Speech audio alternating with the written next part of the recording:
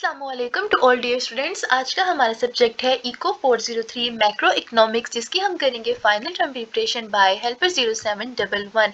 इसमें मैंने आपके जो इम्पोर्टेंट हैंडआउट्स में जो टॉपिक्स हैं उनको सिमिलर वे में कन्वर्ट करके आपको एक्सप्लेन करूंगी, जिसके थ्रू आपकी बेस्ट प्रिपरेशन भी हो जाएगी लेस टाइम में। ओके, सो हमारा यहाँ पर लेक्चर है लेक्चर नंबर 19 से लेके लेक्चर नंबर 45 तक फाइनल टर्म प्रिपरेशन। ठीक है, सो इसमें सबसे पहले हमारे पास आ रहा है solo growth model. Solo growth model students याद रखना, इसका मतलब है कि इसमें आपने जो भी आपका कैपिटल हो, आपकी लेबर फोर्स हो या टेक्नोलॉजीज हो, उनको इकट्ठे साथ लेके आपने देखना होता है कि उसका इकोनॉमी के ऊपर क्या इफेक्ट पड़ेगा। जो भी इफेक्ट पड़ेगा हमारी नेशनल टोटल इनकम के ऊपर पड़ेगा। ठीक है, तो इन चीज़ों को इकट्ठे लेके देखना है। अब यहाँ पे देखो लिखा हुआ है Robert Solow won Nobel Prize of contribution to the study of economic growth. The Solow growth model is designed to show the how growth rate, किस तरह हमारी जो growth rate है वो capital stock growth in the labor force और advances in technology के interact कर रही है, और how किस तरह ये effect है हमारी national total output पे, goods and services पे। ठीक है,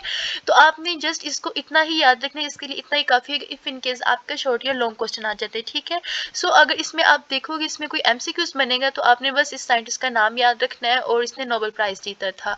इसके अलावा हमारे पास नेक्स्ट है production function. Production function is also very important students. Economics में फंक्शंस का मतलब होता है रिलेशनशिप। ठीक है, फंक्शन का मतलब है इकोनॉमिक्स में रिलेशनशिप। प्रोडक्शन मतलब कि हमारी इंडस्ट्री में जो भी हम लोग प्रोड्यूस करते हैं फैक्ट्री के अंदर, तो उसका उन चीज़ों का एक दूसरे के साथ क्या रिलेशनशिप है, हम ये देखते हैं। The production function represent the transformation of inputs. Inputs mean हमारी लेबर क्या है, स्टॉक क्या है, कैपिटल क्या है और प्रोडक्शन टेक्नोलॉजीज क्या है, इनटू आउटपुट्स। ठीक है, इनपुट्स इन चीज़ों की मदद से हम आउटपुट प्रोड्यूस करते हैं, यानी कि final goods services of the certain time period. ठीक है, तो आपने यही याद रखना है कि हमारी फैक्ट्री के अंदर जो कुछ हम बना रहे हैं तो उसमें जो हमारी लेबर है किस तरीके से वो हमारे इनपुट को आउटपुट में कन्वर्ट करती है। तो इसमें इंपॉर्टेंट, वेरी इंपॉर्टेंट, ये इतना रिपीटेड एमसीक्यूज है। प्रोडक्शन फंक्शन का जो फार्मूला है तो इसका क्या होगा, y is equal to F K multiply by L. ठीक है, एल मीन लेबर्स और के सी फॉर कैपिटल। ठीक है, तो आपने यही याद रखना है कि y is equal to F brackets में के और एल। ये बहुत इंपॉर्टेंट एमसीक्यूज है और ये शॉर्ट क्वेश्चन के लिहाज से भी इंपॉर्टेंट है। आपने जस्ट इतना ही वहां पे पेपर पे लिख के आ जाना है। उसके बाद हमारे पास नेक्स्ट है दी कंजम्पशन फंक्शन। अब कंजम्पशंस मीन क्या, मतलब consumer.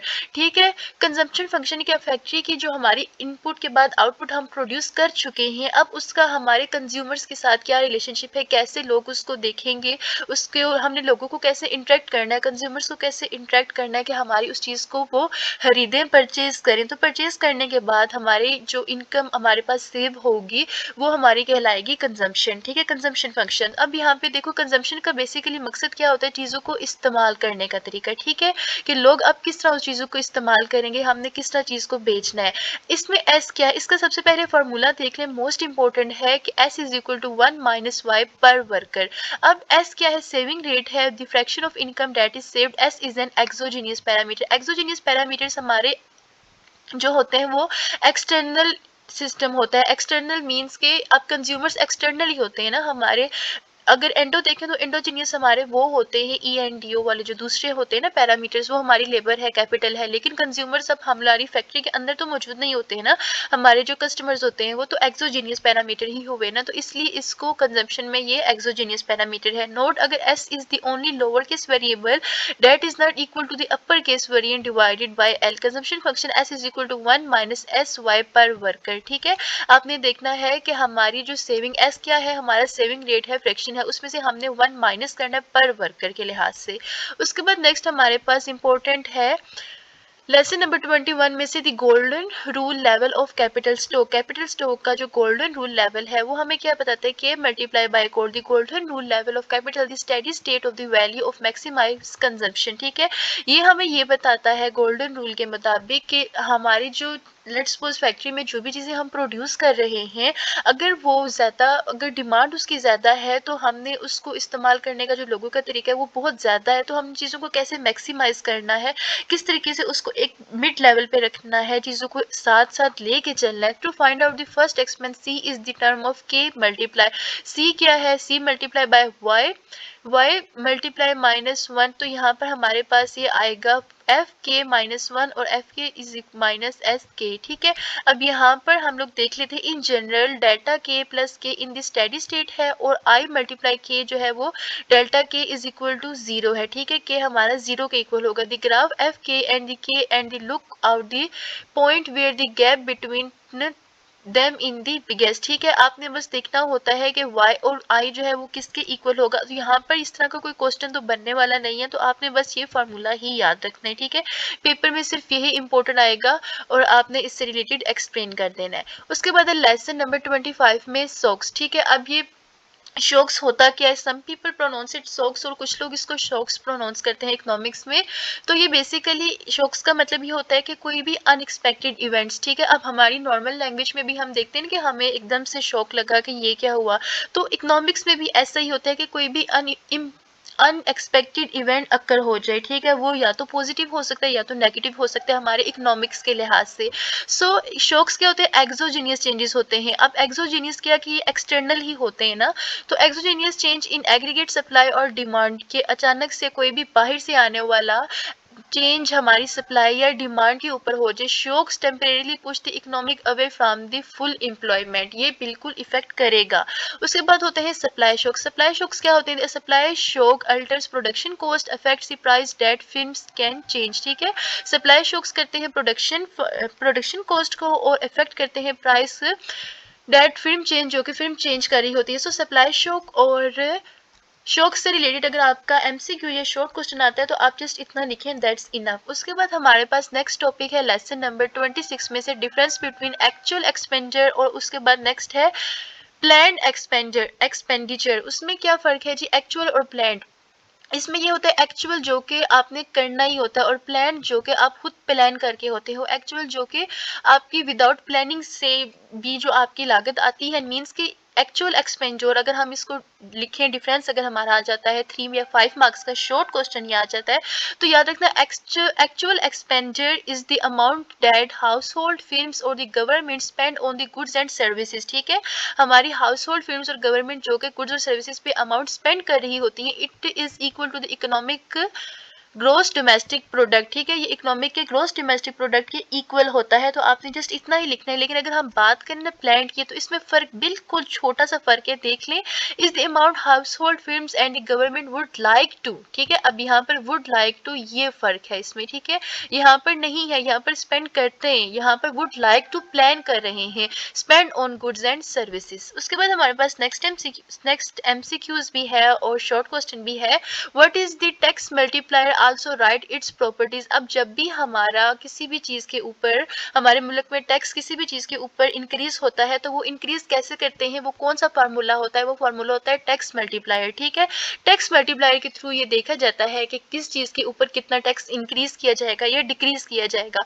So the tax multiplier the change in the income resulting from hashtag $1 increase in T, मतलब कि अगर आपकी इनकम में कोई चेंज आ रहा है, ये लेट्स सपोज 1 ही है, तो आपका टैक्स भी इंक्रीज होगा, is known as tax multiplier. अब यहाँ पर इसका ये मोस्ट इंपॉर्टेंट फार्मूला है जो कि आपने जरूर याद रखना है। ये आपके क्वेश्चन भी बन के आ सकता है कि टैक्स मल्टीप्लायर के थ्रू फ्ला क्वेश्चन को सोल्व करके देखें, तो एमपीसी आपको प्रोवाइड होगा। तो यहाँ पर ऊपर भी एन है, नहीं एक मिनट, यहाँ पे आई थिंक फार्मूले में मैंने कोई गड़बड़ की है। टैक्स मल्टीप्लाई का फार्मूला यहाँ पे, एक minute just for a while, ये रहा। ओके, ये फार्मूला कुछ इस तरह से है students, y divided by t is equal to minus MPC divided by 1 minus MPC। MPC आपको प्रोवाइडेड होगा, तो जब उसको आप रकम, लेट्स सपोज यहाँ पे इन्होंने लिखा हुआ है 0.8, ठीक है 0.8 है, तो आपने MPC की जगह 0.8 लिख देना। इसको सोल्व करने के बाद जो भी आपके पास करेक्ट आंसर होगा वो होगा आपका टैक्स मल्टीप्लायर। ठीक है, तो इस तरीके से आपने इसको सोल्व करना और ये मोस्ट इंपॉर्टेंट फार्मूला है। उसके बाद टैक्स मल्टीप्लायर की प्रॉपर्टीज 5 मार्क्स के क्वेश्चन के लिहाज से बहुत ज्यादा इंपॉर्टेंट है और नॉट जस्ट फॉर 5 मार्क्स, ये आपके एमसीक्यूज भी आ जाते हैं। ठीक है, तो इनके ऊपर भी आपने अपना फुल कंसंट्रेट रखना है। तो यहाँ पर अगर हम इनको पहले रीड कर लें तो क्या है जी, tax multiplier is negative. Tax multiplier negative क्या होगा, uh tax hike reduces consumer spending which reduce income, ठीक है, कि एक ऐसा टैक्स जो कि रिड्यूस कर रहा है कंज्यूमर की स्पेंडिंग को, वो रिड्यूस करेगा इनकम को भी। नेक्स्ट हमारे पास इसकी प्रॉपर्टी है टैक्स मल्टीप्लायर इज ग्रेटर। अब यहाँ पर क्या है, नेगेटिव है, अब यहाँ पर ग्रेटर है, ग्रेटर, स्मॉलर और नेगेटिव, ये तीन है प्रॉपर्टीज टैक्स मल्टीप्लायर की। तो A tax multiplier is greater than one होगा, इस एब्सोल्यूट वैल्यू होती है। A change in the tax has a multiplier effect on income, ठीक है, इफेक्ट है इनकम के ऊपर। Tax multiplier smaller means then the government spending multiplier consumer save the fraction, consumer save करते हैं fraction 1 minus MPC of a tax cut, so the initial boost in spending from the tax cut is similar than from the equal increase in G। So अगर आपको कहा जाता है write down the properties of tax multiplier, important properties हैं, तो आपने ये तीनों properties लिख देनी है, इतना काफी है लिखने के लिए, ठीक है। उसके बाद हमारे पास नेक्स्ट है इस कर्व या IS कर्व, हम इसको कह सकते हैं। इस कर्व क्या होती थी, IS कर्व रिप्रेजेंट करती है condition that demand equals product, ठीक है, जो कि डिमांड है वो इक्वल प्रोडक्ट्स के मुताबिक क्या है, एक ऐसी condition, there is excess supply with demand and product less the supply. यहाँ पर क्या है कि excess supply with demand, demand के साथ सप्लाई का क्या रिलेशन है, और प्रोडक्ट लेस देन सप्लाई, और प्रोडक्ट जो है वो सप्लाई की निस्बत कम है।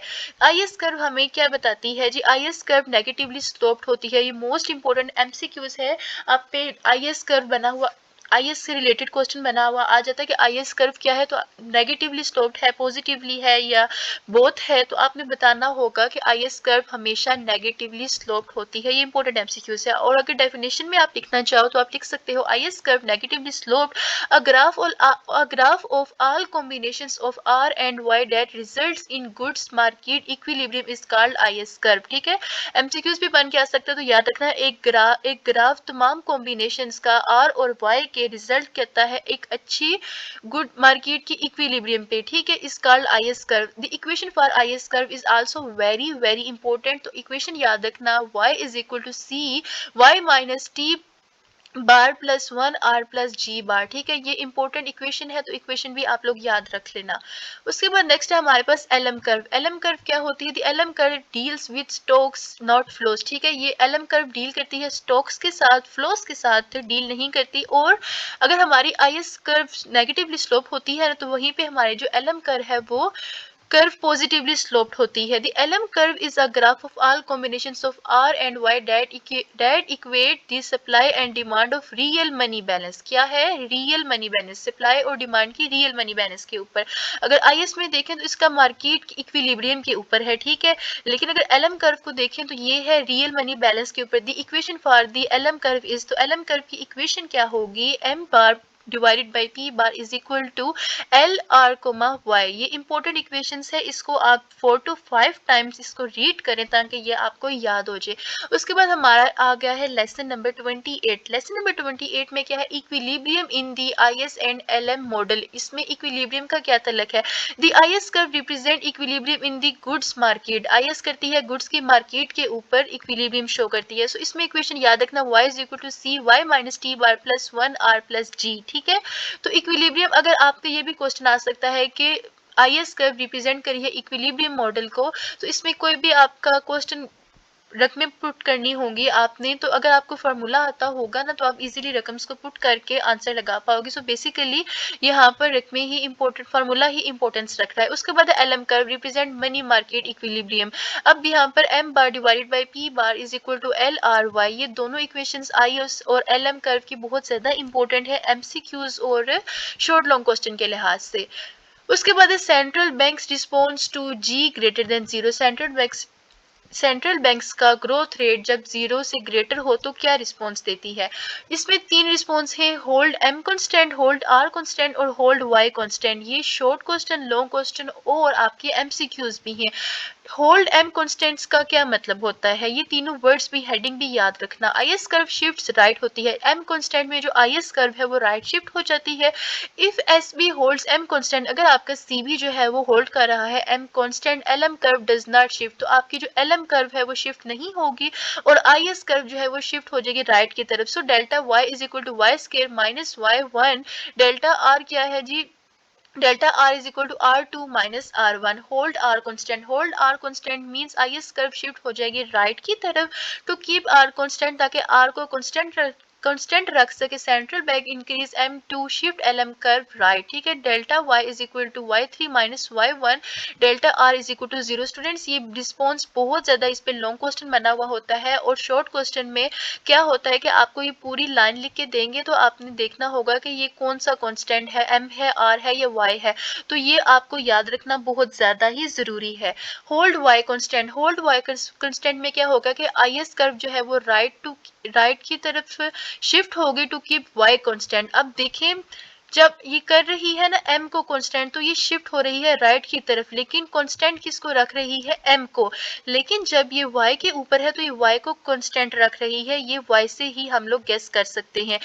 दोनों तरफ शिफ्ट राइट की तरफ ही हो रही है। सेंट्रल बैंक रिड्यूस करेगा m to shift lm curve left, तो इसका फार्मूला याद रखना, delta y is equal to 0 और डेल्टा r क्या है, equal r3 minus r1। Okay, r3 minus 1, लेकिन यहाँ पर m में क्या है, r2 माइनस r1 है। अगर हम लोग y की तरफ जाएं तो r3 माइनस r1 है, ये तीनों इंपॉर्टेंट है। उसके अलावा difference between IM shocks and IS shocks page number 19 पे है, ये इंपॉर्टेंट क्वेश्चन बन जाता है। Write down the difference between IM shocks और IS, तो IM और आई एस के बीच में क्या फर्क है, I S shocks is equal to exogenous changes होते हैं in the demand for goods and services, ठीक है। आई एस का तल्लक किस चीज है, गुड्स और सर्विसेज की डिमांड के साथ। लेकिन अगर आई एम की हम देखें, आई एस तो गुड्स और सर्विसेज होगी, आई एम क्या था हमारे पास, exogenous change in the demand of money, ठीक है। इसका डायरेक्टली तल्लक हमारी मनी के साथ होता है।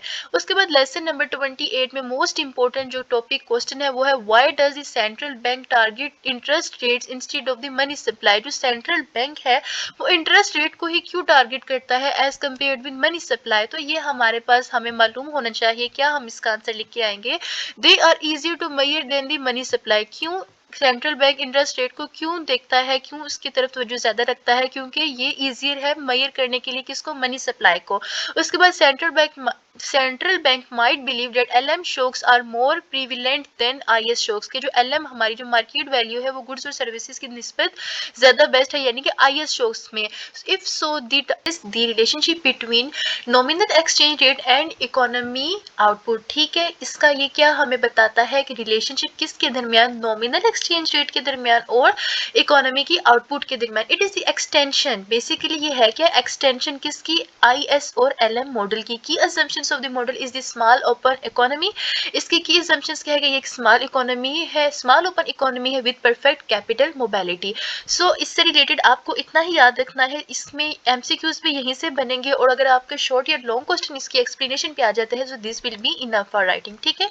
इसके अलावा R is equal to R star given होगा आपके पास। एलएम स्टार कर्व क्या होती है आगे, LM star curve basically called money market equilibrium, ठीक है।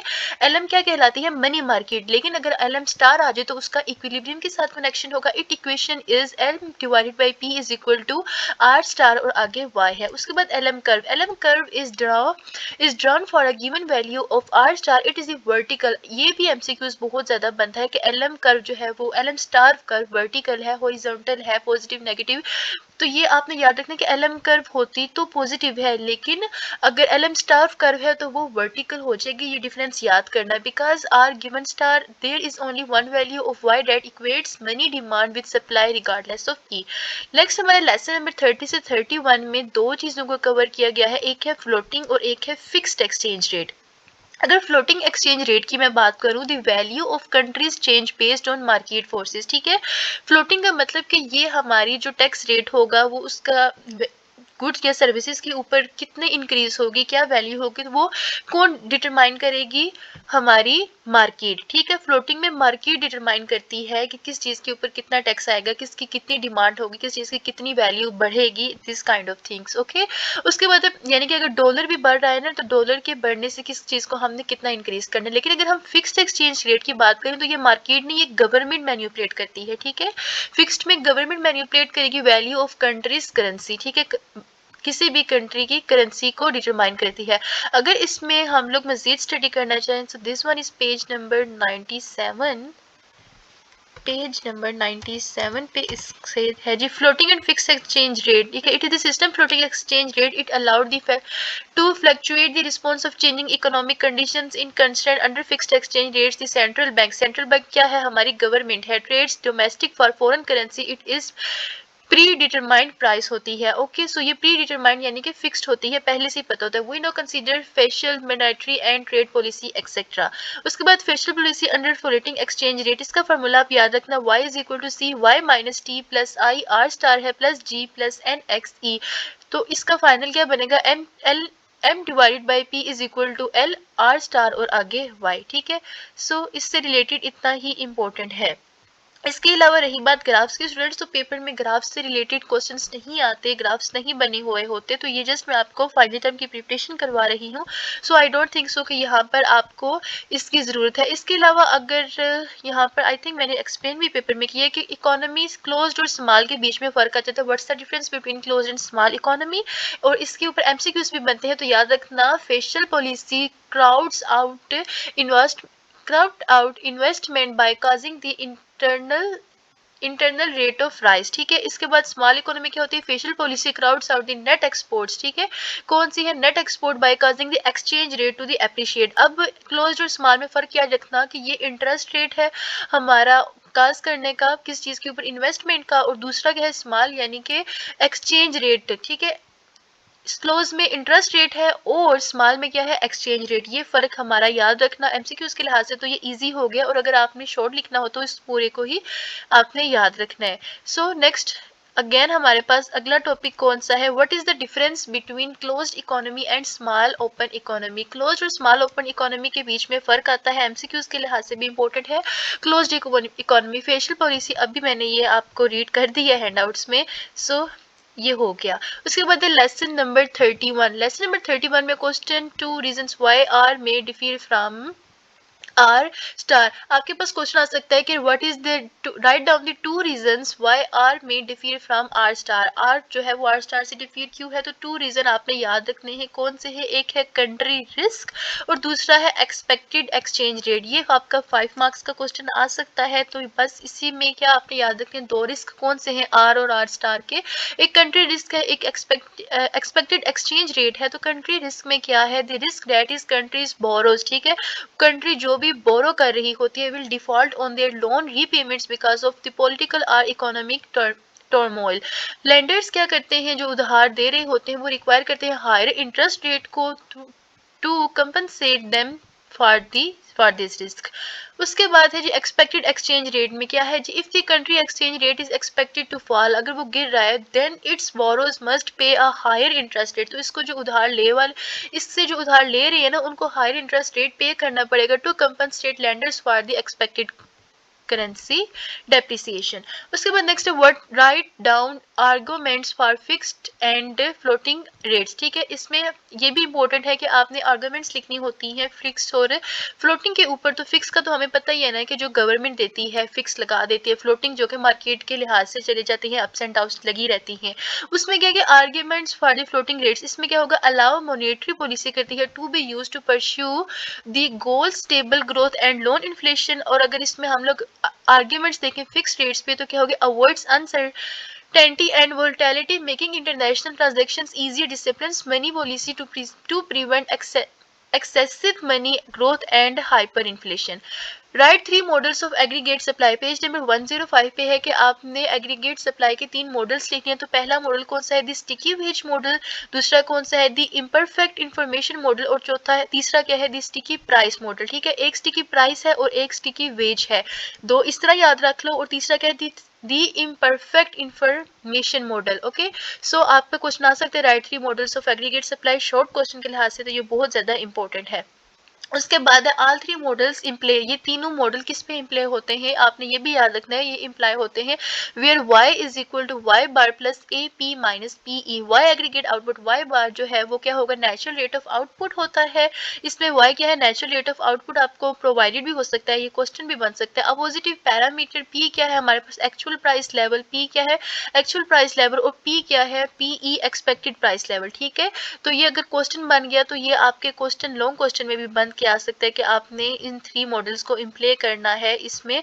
तो अगर आपको ये वैल्यूज प्रोवाइडेड हुई तो आप उसको सोल्व कर लेना। नेक्स्ट हमारे पास है लेसन नंबर 34। ठीक है, लेसन नंबर 34 में है question deriving the Phillips curve from SRAS, ठीक है, SRAS फिलिप्स कर्व को हमने स्ट्रास में डिराइव करना है। तो the Phillips curve is the modern form state. Phillip curve क्या होती है? मॉडर्न फॉर्म स्टेट है जो कि इन्फ्लेशन रेट डिपेंड्स कर रहा होता है 3 पे, ठीक है। फिलिप्स कर्व एक मॉडर्न फॉर्म स्टेट है जो कि 3 किस्म के फोर्सेस के इन्फ्लेशन रेट पे डिपेंड कर रही होती है। पहली है एक्सपेक्टेड इन्फ्लेशन दूसरी है साइक्लिक इन एम्प्लॉयमेंट और चौथी है सप्लाई शॉक्स, ठीक है। तो इसमें इंपॉर्टेंट आपने क्या याद रखना है कि just wait for a while. Okay, question क्या बन के आएगा कि आपने 3 फिलिप्स फॉर्म से रिलेटेड दिखना है कि इसमें फ़र्क क्या है, और आपने इसकी अगर फिलिप्स कर्व से रिलेटेड आ जाते तो आपने उसके इन्फ्लेशन रेट कौन जो 3 फोर्सेस है इन्फ्लेशन उन कौन सी 3 फोर्सेस पे डिपेंड कर रहा होता है वो फोर्सेस लिखें। सो पहली फोर्स है expected inflation the deviation of unemployment from the natural rate is called the cyclic unemployment. और इसमें दूसरा है सप्लाई शॉक्स, ठीक है। दूसरा सप्लाई शॉक्स आई थिंक मैंने एक नहीं लिखी है, सो ये पेज नंबर 109 पे है हैंडआउट्स के, पेज नंबर 109 यहाँ पर होगा जी लेक्चर नंबर 34 में। ओके, सो ये लिखा हुआ है पहली है एक्सपेक्टेड इन्फ्लेशन। ये याद रखना कि Philips curve is in its modern form state that inflation state depends करती है 3 फोर्सेस पे। पहली है एक्सपेक्टेड इन्फ्लेशन, दूसरी है the deviation of unemployment from the natural rate called cyclic employment, और चौथी कौन सी है? Supply shocks. तो ये तीनों आपने याद रखनी है, ये इंपॉर्टेंट शॉर्ट क्वेश्चन है। उसके बाद हमारे पास नेक्स्ट है लेसन नंबर 33 से 34 तक, डिफरेंस बिटवीन स्ट्रास curve and SRAS curve and Phillips curve. स्ट्रास कर्व क्या होती है? Output is related to unexpected movements, ठीक है। SRAS कर्व याद रखना कि अनएक्सपेक्टेड मूवमेंट से रिलेट कर रही होती है आउटपुट और इन द प्राइस लेवल के ऊपर। फिलिप्स कर्व क्या होती है? Unemployment is related to unexpected movement in the inflation rate. अब फिलिप्स कर्व और स्ट्रास कर्व के बीच में याद रखना कि ये प्राइस लेवल के ऊपर अनएक्सपेक्टेड मूवमेंट्स होती हैं, लेकिन अगर हम बात करें फिलिप्स की तो इसमें क्या है? ये इन्फ्लेशन रेट के ऊपर अनएक्सपेक्टेड मूवमेंट्स होती हैं। उसके बाद है what are adaptive expectations. Adaptive expectations क्या होती हैं? एडेप्टिव एक्सपेक्टेशन एक अप्रोच है जो कि एज्यूम करती है people from there expectations of future inflation based on recently observed inflation, ठीक है। इसमें क्या होता है कि पीपल की एक्सपेक्टेशंस देखी जाती हैं फ्यूचर इन्फ्लेशन पे और रिसेंटली ऑब्जर्व्ड इन्फ्लेशन पे, ठीक है। फ्यूचर और रिसेंटली प्रेजेंट और फ्यूचर इन्फ्लेशन रेट पे देखा जाती है पीपल की एक्सपेक्टेशंस। एक सैंपल इसके सिंपल एग्जांपल क्या होगी? Expected inflation is equal to last years actual inflation. तो ये याद रखना pi E is equal to pi 1 - 1, ठीक है, पाई -1। उसके बाद राइट डाउन क्वेश्चन जी है जी defined sacrifice ratio. Sacrifice ratio is also very important short question, बहुत ही रिपीटेड होता है। तो इसमें आपने क्या याद रखना है क्वेश्चन के लिहाज से? द सैक्रिफाइस रेशियो मेजर करती है percentage of year real GDP, ठीक है। सैक्रिफाइस रेशियो क्या करती है? मेजर करती है परसेंटेज किसकी? जीडीपी की। Debt must be foregone to reduce inflation by 1%, जो कि जरूर रिड्यूस हो रही हो 1% पॉइंट से। It estimates very but typical 1 is 5, ठीक है। ये 1% देखी जा रही होती है लेकिन टिपिकल कितनी होती है? वो 5 होती है। उसके बाद डिफरेंस बिटवीन अडेप्टेटिव एक्सपेक्टेशंस और रेशनल एक्सपेक्टेशंस, इनके बीच में अगर फर्क आ जाता है तो आप याद रखना एमसीक्यूज के लिहाज से भी। अडेप्टिव एक्सपेक्टेशंस कौन सी होती हैं? People base there expectations of future inflation on recently observed, ये होगी अडेप्टिव। अभी हमने पढ़ा रेशनल कौन सी होती है? People base there expectations on all available information, ना ही फ्यूचर हो ना ही रिसेंटली हो, ऑल जो कि मौजूद है हमारे पास, including information about current and prospective future policies. Next है हमारे पास lesson number 35 write components of domestic debt, ठीक है। डोमेस्टिक डेट के ऊपर हमने कंपोनेंट्स लिखने हैं, तो कंपोनेंट्स इसके कितने हैं? टोटल 3, ठीक है। 3 कौन से हैं? एक है पैरामीटर डेट, दूसरा है फ्लोटिंग डेट और चौथा है अनफाउंडेड डेट्स। पैरामीटर डेट्स कौन से होते हैं? मार्केट लोन्स होते हैं, फेडरल गवर्नमेंट बॉन्ड्स होते हैं, इनकम टैक्स बॉन्ड्स होते हैं, नेशनल फंड बॉन्ड्स, उसके बाद फेडरल इन्वेस्टमेंट बॉन्ड्स होते हैं और प्राइस बॉन्ड्स होते हैं। अगर फ्लोटिंग डेट की बात की जाए तो वो कौन से होते हैं? Treasury bills, market treasury bills. अगर अनफंडेड डेट्स देखे जाए तो अनफंडेड डेट्स कौन से होते हैं? सेविंग और डिपॉजिट सर्टिफिकेट होते हैं, सेविंग अकाउंट्स होते हैं और पोस्टल लाइफ इंश्योरेंस होते हैं। उसके बाद एमसीक्यूज जी हमारे पास गवर्नमेंट बजट डिफिसिट क्या होता है is equal to government spending, government revenue is equal to amount of the new debt. ये एमसीक्यूज है तो इसको याद रख लेना। उसके बाद है जी define capital budgeting. Capital budgeting क्या होता है? A budget that accounts for assets as well as liabilities. एक ऐसा बजट जो कि अकाउंट करे एसेट्स को और लायबिलिटीज को, क्या कहलाता है? Capital budgeting. नेक्स्ट है जी हमारे पास define the term mafia. This one is also very very important. Traditional view is that people are mafia. इसमें क्या है हमारे पास कि meaning that they see are decreases in taxes in such a way that their current consumptions increase because of the new wealth. They don't see that when expansionary fiscal policy is finished through bonds, they will be just have to pay more taxes in future, since bonds are just tax पोस्टपोनेंट्स। ठीक है, पोस्टपोनेंट्स। Okay, सो इसमें आपने define में mafia में क्या लिखते हैं कि ट्रेडिशनल व्यू है लोगों का जो कि हमें बताता क्या है कि डिक्रीज इन टैक्स, अगर टैक्स डिक्रीज हो रहा है किस इसी वे में करंट कंजम्पशन इंक्रीज हो जाएगी। करंट कंजम्पशन मतलब कि जो चीज़ों का खरीदो फरोख्त का जो अमल होता है लोगों का वो इंक्रीज हो जाता है अगर टैक्स डिक्रीज हो जाए। एक ओल्ड व्यू है। उसके बाद क्या है? Because of the new wealth, नई वेल्थ की वजह से they do not see debt when expansionary fiscal policy is financial through bonds. सिर्फ बॉन्ड्स के ऊपर देखते नहीं है, they will just have to pay more taxes in the future. तो उसके बाद क्या होता है कि जब बॉन्ड इंक्रीज हो जाता है तो इनको फ्यूचर में मजीद बॉन्ड्स को पे करना पड़ता है टैक्स।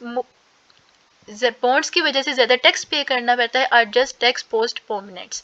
उसके बाद एक एमसीक्यूज है जी define business cycle. So business cycle के ऊपर एमसीक्यू से शॉर्ट क्या है? चेंजेस अकर ऑटोमेटिकली, ऐसे चेंजेस जो कि ऑटोमेटिकली अकर हो जाए in response of fluctuating economy. Fluctuating economy की तरफ से ऑटोमेटिकली चेंज होने वाले रिस्पॉन्स क्या होते हैं? The business cycle. नेक्स्ट है हमारे पास lesson number 37 question write 3 properties of nice conducted. ठीक है, नाइस कि नाइस कंजक्टेड की 3 प्रॉपर्टीज आपने जरूर याद रखनी है for 5 marks question. The consumption function accepts 3 properties of nice. The marginal propensity of consume C is between 0 to 1। जो मार्जिनल प्रोपेंसिटी होती है वो होती है 0 से 1 के दरमियान। दी एवरेज प्रोपेंसिटी क्या होती है? कंज्यूम फॉल इन इनकम राइसेस और कंजम्पशन डिटरमाइन होती है करंट इनकम को। लेसन नंबर 38 में हमारे पास इंपॉर्टेंट एमसीक्यूज है इनडिफरेंस कर्व। इनडिफरेंस कर्व के रिलेटेड आप याद रखना। एंड इनडिफरेंस कर्व शोज करती है कॉम्बिनेशन ऑफ फर्स्ट पीरियड और सेकंड पीरियड कंजम्पशन के दरमियान makes the consumer equally happy. Next है ऑप्टिमाइजेशन। ऑप्टिमाइजेशन से रिलेटेड आपने याद रखना at the optimum the indifference curve tangent होती है बजट कांस्टेंट के साथ। How changes in real interest rate effect करती है कंजम्पशंस को। रियल जो चेंज रियल इंटरेस्ट लेवल पे होता है वो कंजम्पशंस को किस तरह इफेक्ट करते हैं? इकोनॉमिक डिकम्पोज करती है impact of an increase in the real interest rate of consumptions into 2 effects. इसमें 2 इफेक्ट्स होते हैं, एन इकोनॉमी इफेक्ट और दूसरा कौन सा होता है? Substitution effect. सो आपने याद रखना है कि रियल इंटरेस्ट रेट इफेक्ट करता है कंजम्पशंस को 2 इफेक्ट्स की बेस पर। एक होता है इनकम इफेक्ट और दूसरा है सब्स्टिट्यूशन इफेक्ट। इनकम इफेक्ट क्या होता है? The income effect is the change in the consumption that results from the movement of higher indifference curve. ठीक है, ये क्या है? हायर इंडिफरेंस कर्व के मूवमेंट कंजम्पशन के ऊपर। और अगर हम सब्स्टिट्यूशन इफेक्ट की बात करें तो substitution effect is the change in the consumption that result from change in the relative price. ठीक है, यहाँ पर हायर इंडिफरेंस कर्व है लेकिन सब्स्टिट्यूशन में क्या है? Relative price consumption into 2 periods. Next हमारा एमसीक्यूज पेज नंबर 125 पे इंपॉर्टेंट है। Additional constraint in the consumer is called boring constant. ठीक है, कंज्यूमर के ऊपर एडिशनल कॉन्स्टेंट्स जो होते हैं वो बोरिंग कॉन्स्टेंट्स कहलाते हैं और sometimes called a liquidity constants. ये इंपॉर्टेंट एमसीक्यूज है। इसके अलावा दूसरा इंपॉर्टेंट एमसीक्यूज है इन 1957 में मेल्टन फ्रीडमैन प्रपोज किया था permanent income hypothesis to explain consumers behaviour. उसके बाद फ्रीडमैन ने सजेस्ट किया था, ये किसने सजेस्ट किया था? एमसीक्यूज बन सकता है तो किसने सजेस्ट किया था? फ्रीडमैन ने। क्या? we view current income y as the sum of the two components। कौन से? पैरामीटर इनकम yp और कौन सा है दूसरा? ट्रांसिटरी इनकम yt। सो ये y किसके बराबर है? yp प्लस yt के। उसके बाद पेज नंबर 130 पे हमारा पैरामीटर इनकम है। पैरामीटर और ट्रांसिटरी इनकम के बीच में फर्क आ सकता है, एमसीक्यूज भी है। So parameter income is the part of income that people expect to persist in the future, यानी कि फ्यूचर में आने वाली इनकम। और ट्रांजिस्ट्री कौन सी होती है? Is the part of income that people do not expect. आप एक पैरामीटर में एक्सपेक्ट कर रहे होते हैं और ट्रांजिस्ट्री में एक्सपेक्ट नहीं कर रहे होते। उसके बाद है Friedman approximation of consumption function क्या है? C is equal to alpha Y P. उसके बाद जी है रॉबर्ट हल। रॉबर्ट हल कौन से थे? पहले ड्राइव थे implications of rational expectations of consumption. उसके बाद अकॉर्डिंग टू हल, हल ने हमें क्या बताया था? हाल के मुताबिक the combination of parameter income hypothesis and rational expectation in place होती है consumption follows on random walk. Lesson number 40 है हमारा इन्वेस्टमेंट। इन्वेस्टमेंट से रिलेटेड किसको नहीं पता होता है? Is the most volatile component of GDP. Investment most volatile component है जीडीपी का। एमसीक्यूज के रिलेटेड बहुत ज्यादा इंपॉर्टेंट है ये लाइन।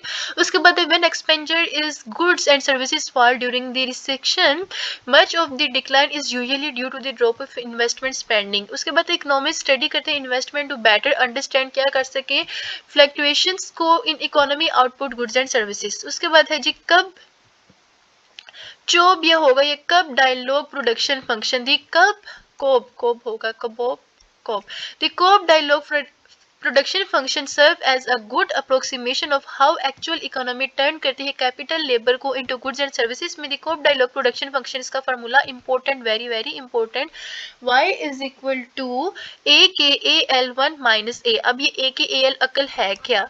तो अकल को याद रखना कि y क्या है हमारे पास, y आउटपुट है, के हमारे पास ये के क्या है कैपिटल है, एल है हमारे पास लेबर, ए क्या है parameter measuring the level of technology, A है ये वाला। उसके बाद अब पैरामीटर बिटवीन, ये पैरामीटर होता क्या है? 0 से 1 के दरमियान मेजर करता है capital share of the output the marginal product of capital M R K of cob dialog production function is mrk is equal to at a l divided by k 1 minus ए। ये important है, इससे related आपने याद रखना है, इसका पूरा ही long question बन सकता है और शॉर्ट में भी आपके एमसीक्यूज नजर आ गए होंगे।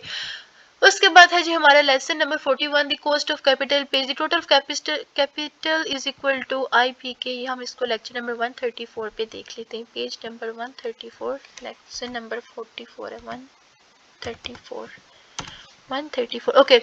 ये रहा the capital cost of capital, the total cost of capital किसके इक्वल होती है? आई पी के माइनस डेल्टा पी के प्लस एस, ये इसको हम लोग समीशन आई थिंक बोलते हैं, पी के नहीं समीशन नहीं था ये इन्फिनिटी आई थिंक बोलते हैं, पी के 1 minus delta P K divided by P के प्लस एस। ये फॉर्मूला आप याद रख लेना ओके। तो इसमें कॉस्ट ऑफ कैपिटल भी याद रखना, ये तो टोटल है, अगर टोटल की बात करें ना, sorry just cost of capital की, तो ये याद रखना जस्ट कॉस्ट ऑफ कैपिटल की जब बात आए तो cost of capital is equal to P K R plus S.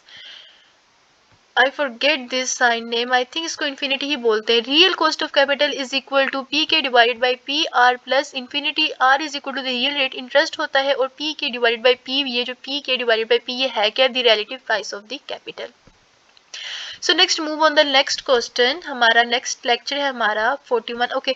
यहाँ पर भी एक इंपॉर्टेंट है जी, the cost of capital depend किस पे करता है? प्राइस ऑफ द कैपिटल पे, इंटरेस्ट रेट पे, rate of change in capital price पे और डेप्रिसिएशन रेट के ऊपर। Assuming price of the capital good rise करती है with price of other goods, capital cost of capital is equal to P K R plus, ये हम लोग पीछे देख चुके हैं। उसके बाद है corporate income tax, what is this card? Corporate income tax क्या होता है? Is a tax on corporate profits and it's effects on the investment depend करते हैं हाउ द लॉ डिफाइन करेगा profit of the purpose of taxation. Suppose that first the law says profit rate is equal to r divided by p minus pk divided by p। the investment tax credit क्या होता है जी? एक is a tax provision that encourage करता है accumulation of capital को। it reduce क्या कर रहा होता है? firm के tax को certain amount for each unit of money spent of the on capital goods। lesson number 42 में है the stock market and Tobin's Q. The Nobel prize winning economist James Tobin कौन थे जी? उन्होंने क्या हमें पर्पस, इनका मकसद क्या था? Propose the that firms base their investment decisions on the following ratio which is now called the Tobin's Q.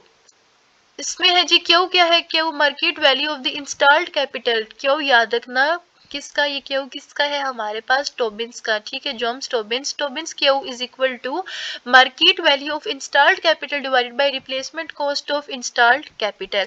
सो अगर आपके पास आ जाता है ना कि टोबिन्स क्यू का फार्मूला लिखें या फिर एमसीक्यूज, तो बस याद रखना market value of installed capital divided by replacement cost of installed capital. Tobin's Q and non and neo classical model are closely related, ठीक है। टोबिन्स क्यू किसके साथ रिलेट कर रहा होता है? नियो क्लासिकल मॉडल के साथ। Important MCQ since Tobin's Q measure करता है expect future profitability as well as current profitability. The accelerator model of inventories, ये भी इंपॉर्टेंट है जी। दी एक्सेलरेटेड मॉडल जो है वो क्या अंज्यूम करता है, फिल्म्स होल्ड करते हैं स्टॉक इन्वेंट्रीज को जो कि प्रोपोर्शनल होती है फिल्म्स के लेवल ऑफ आउटपुट के साथ। व्हेन आउटपुट इज हाई, जब आउटपुट हाई होगी, manufacturing films need more materials and supplies on hand, ठीक है। जब आपकी आउटपुट हाई होगी तो आपकी जो जरूरत होगी मटेरियल्स को प्रोड्यूस करने की, वो फिल्म क्या देखिए कि ज्यादा जरूरत पड़ गई है और सप्लाईज ऑन हैंड होगी and more goods process of the completion, ज्यादा गुड्स प्रोड्यूस होंगी। दी एक्सेलरेटेड मॉडल प्रिडिक्ट करता है इन्वेंट्री इन्वेस्टमेंट इज प्रोपोर्शनल होती है किसके, change in the output. Next हमारे पास लेसन नंबर 44 है money supply. Money supply is the very important topic. Money supply include करती है both currency in the hand of the public and deposit करती है बैंक में that household use on demand for transactions. M is equal to C plus D. C क्या है हमारे पास, currency, और D क्या है हमारे पास, डिमांड डिपॉजिट। ओके, सो ये याद रखना मनी सप्लाई का formula M is equal to C plus D, और ये इसकी डेफिनेशन भी आ गई हमारे पास। लास्ट लेक्चर हमारे पास lesson number 45 is very important. इसमें है जी हमारे पास there instruments of money supply, ठीक है। 3 instruments of money supply. Money supply की 3 इंस्ट्रूमेंट्स होती है, एक है open market operation, reserve requirements, discount rate. यहाँ पर अगर हम लोग ओपन मार्केट की बात करें तो आर दी परचेज और sales of government bonds of the central bank, ठीक है। गवर्नमेंट बॉन्ड्स, बॉन्ड्स पता है ना क्या होते हैं, बॉन्ड्स मीन के हमारी जब भी कोई कंपनी कोई भी ऑर्गेनाइजेशन बैंक से लोन लेना चाहती है लेकिन बैंक उस पर बहुत ज्यादा टैक्स लगा दे तो वो उसको परचेज ना करे तो वो क्या करती है, उससे लोन नहीं लेती। दूसरी बात, किसी भी कंपनी को अगर पैसों की जरूरत हो तो वो क्या करती है, अपने शेयर्स वगैरह को सेल करती है। तो शेयर भी अगर उसको ना वो दे सके, ना सेल करना चाहे, तो वो बॉन्ड्स की तरफ आती है। बॉन्ड्स मीन कि आपका लोगों से, आपका पब्लिक से उधार लेना, ठीक है। Central bank, when the central bank, इसमें क्या करते हो आप लोगों को प्रॉफिट दे देते हो। When the central bank buys bonds from public, central bank भी पब्लिक से बॉन्ड्स को बाय करता है। The money it pays for the bonds increase the monetary base and thus increase the money supply. When the central bank sells the bond to the public, the money it receives reduce monetary base and hence the reduced money supply. उसके बाद reserve requirements are central bank regulation that impose on bank minimum reserve deposit ratio. It increase the reserve requirement, rises deposit ratio and thus lower money multiply and money supply. उसके बाद discount rate. Discount rate क्या होता है, the discount rate is the interest rate. Discount rate एक interest rate है central bank charge करता है when it lends to the bank, जो कि वो किससे दे रहा होता है, बैंक से। बैंक बारो करता है central bank when they find, बारो उधार, बैंक क्या कर रहे होते हैं, सेंट्रल बैंक से उधार ले रहे होते हैं, ठीक है। सेंट्रल बैंक उधार देता है डिस्काउंट रेट में, ठीक है। तो when they find themselves with too few reserve meet reserve requirement, the lower the discount rate, जितना डिस्काउंट रेट लोअर होगा the cheaper the borrowed reserve होगा, the more demands of such loans, hence the reduction in discount rate raise the monetary base and the money supply. उसके बाद next हमारे पास generalising है। Generalising से related आप याद रखें, generalising is equal to money holding vary between y divided by n and 0 average y divided by 2 and where n जो है वो number of trips on bank है। Classical theory of money supply से related आप याद रखना, the quantity theory of money assume that the demand for the real money balance करती है directly proportional income को। उसके बाद delta p is equal to d m divided by p d is equal to k by number of trips to bank. One implication of the Baumol-Tobin model is that the change in the fixed cost is going. The bank F alters the money demand function that is its exchange on quantity of money demand for given interest rate and income. So lecture number 19 से लेके 45 तक के जितने भी important question थे subjective part के लिहाज से यही इनफ थे। जस्ट आपने इन्हीं को तैयार करना और बेस्ट प्रिपरेशन करनी है और इसमें इंशाल्लाह आपके बहुत ही ज़्यादा MCQs भी मैंने कवर कर दिए, हो भी गए होंगे, ठीक है। सो बस आपने इस पूरी वीडियो में जितना भी मटेरियल मैंने आपको प्रोवाइड करना है ना, आपने उसको सिर्फ देखना नहीं, उसको याद भी जरूर करना है। समटाइम्स स्टूडेंट कहते हैं कि पेपर इसमें से इतने % आया था, इस वीडियो में से इतने नहीं आया होता है। स्टूडेंट्स 100% ही आता है, बस आप लोग याद नहीं करते हो, याद जरूरी होता है करना, ठीक है। So this channel helper 0711 is for all subjects, जिसमें हम आपको असाइनमेंट्स, क्विजेज और जीडीबी के सोल्यूशन भी प्रोवाइड करते हैं। इसके अलावा तमाम ही सब्जेक्ट वर्चुअल यूनिवर्सिटी के उनके मिड और फाइनल टर्म की प्रिपरेशन भी होती है। So this is for so helpful for your whole journey at VU, तो इसको सब्सक्राइब आपने जरूर करना है। Best of luck from me for your upcoming exams and life. Stay connected. अल्लाह हाफिज।